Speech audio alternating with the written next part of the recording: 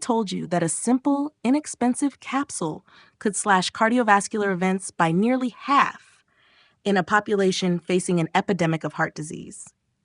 Welcome back to the channel. Today we're breaking down the PISCES trial, a landmark study that just might revolutionize how we manage one of the sickest patient populations in medicine, hemodialysis patients. Let's set the stage. Cardiovascular disease is the leading cause of death in hemodialysis patients. We're not talking about a minor risk factor here. These patients have a cardiovascular mortality rate that's 20 times higher than the general population. More than 2/3 of hemodialysis patients have cardiovascular disease, and it accounts for 3/4 of all deaths in this population. Here's the kicker. We're terrible at preventing these events. Traditional interventions, statins, blood pressure medications, these have shown minimal benefit in dialysis patients. We've been stuck. The need for effective, safe, cost-effective prevention is absolutely critical.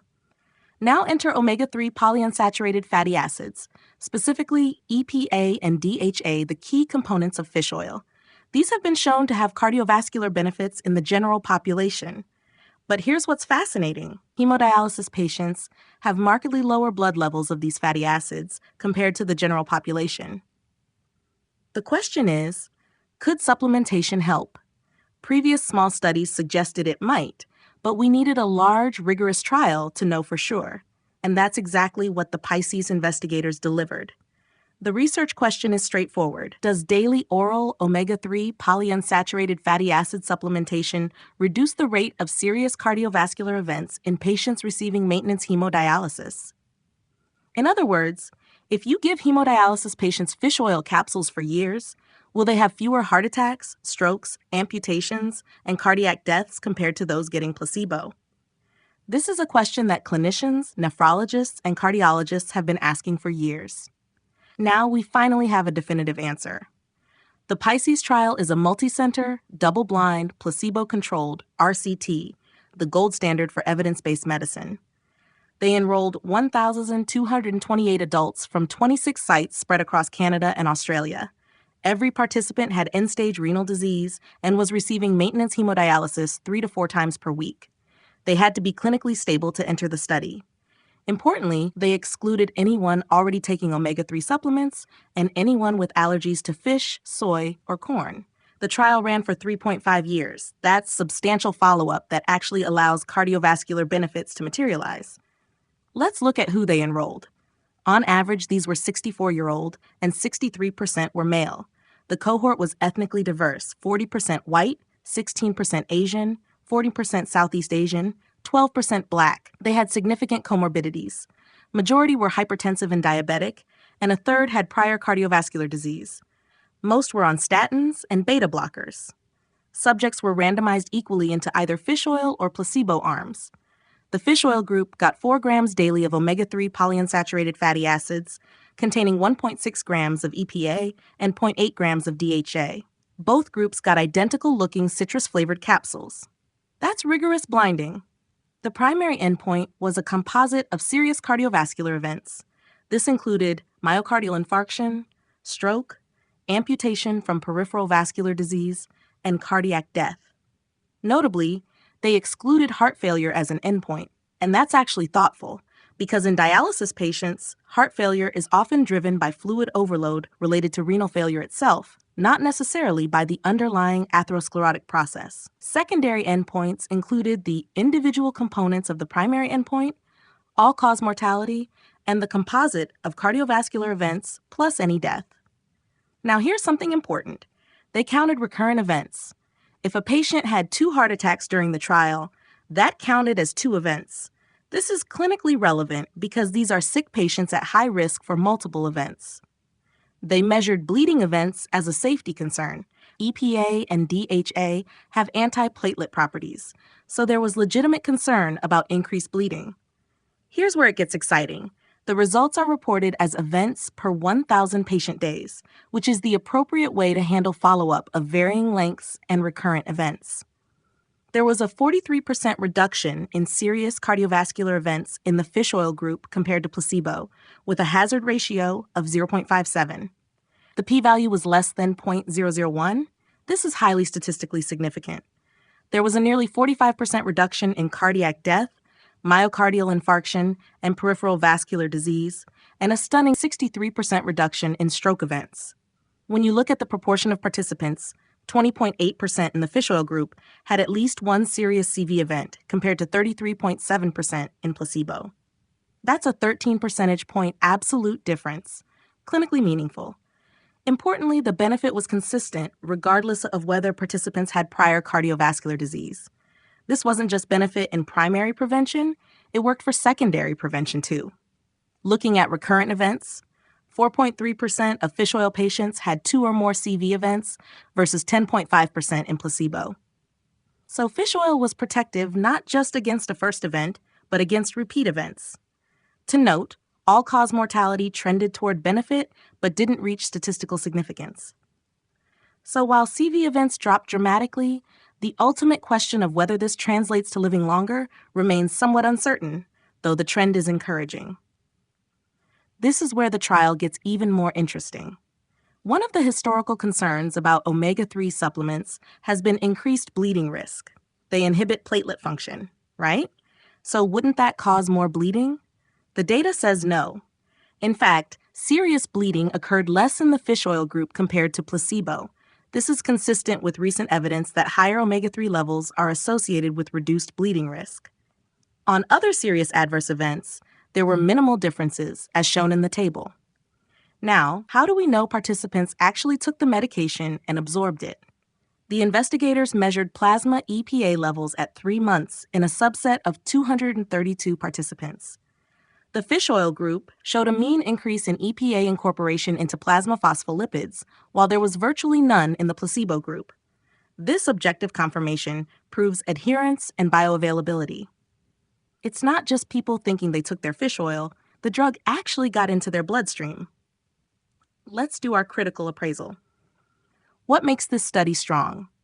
First, methodological rigor. This is a double-blind trial with stratified randomization, randomized by site and cardiovascular history. This reduces selection bias and detection bias. They had a large sample size with adequate follow-up duration. They also used the Prentice-Williams-Peterson gap time model, which is the appropriate statistical method for analyzing recurrent events. This isn't sloppy statistics. Second, consistent and clinically meaningful benefit. A 43% reduction in the primary endpoint across multiple cardiovascular events is not a marginal finding. It's consistent across cardiac death, MI, stroke, and amputation. The benefit appeared in both primary and secondary prevention.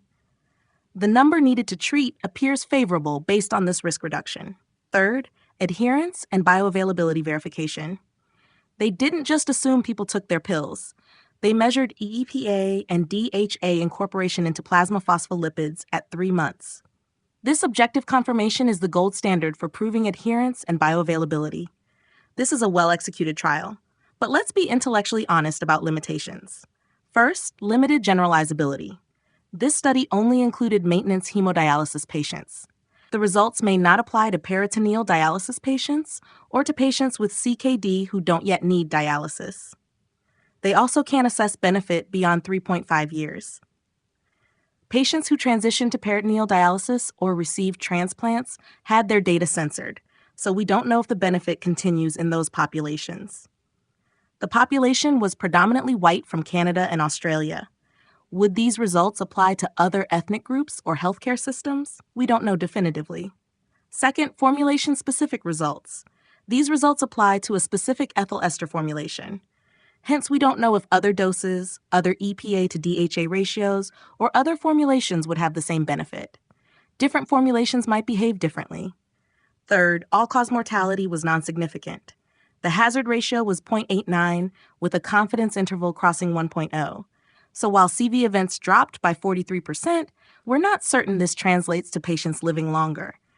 That's a sobering thought.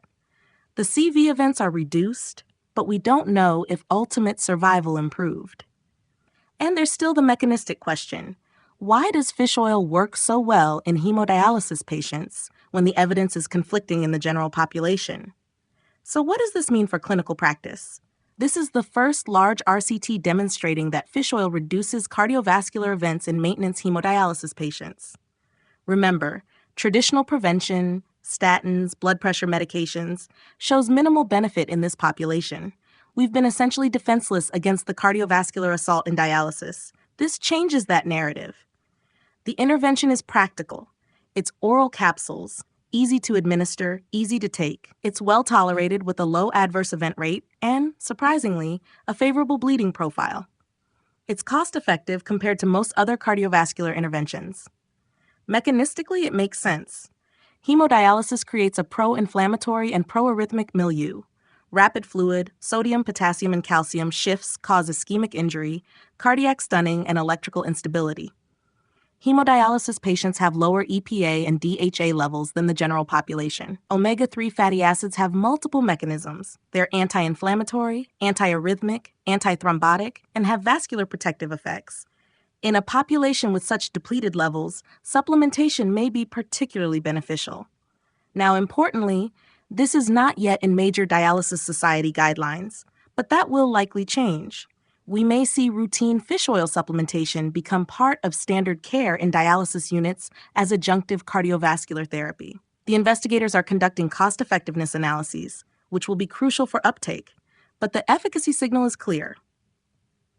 So what is the take-home message? Fish oil supplementation reduces serious cardiovascular events by 43% in hemodialysis patients over 3.5 years. The benefit is consistent across multiple cardiovascular endpoints and appears in both primary and secondary prevention populations. And surprisingly, the safety profile is excellent, with actually lower serious bleeding rates in the fish oil group, contradicting historical concerns. Now, this doesn't solve everything. All-cause mortality didn't significantly improve, though it trended toward benefit. The results are specific to this formulation and this population. But for a population we've struggled to help cardiovascular-wise, this is meaningful progress. Here are my discussion questions for you. First, how might you incorporate fish oil supplementation into your dialysis practice? Are there specific patient populations you'd prioritize, those with prior CV events, those with limited other options? Second, what additional evidence would you want before recommending routine use? Cost-effectiveness data, longer-term follow-up, assessment in other dialysis modalities like peritoneal dialysis. What's your take on this trial? Does it change how you'd approach CV prevention in your hemodialysis patients? Let me know in the comments. I read every single one and use your feedback to shape future videos. If this breakdown was helpful, please smash that like button and subscribe for more Journal Club critiques of landmark medical trials. Thanks for watching, and I'll see you next time.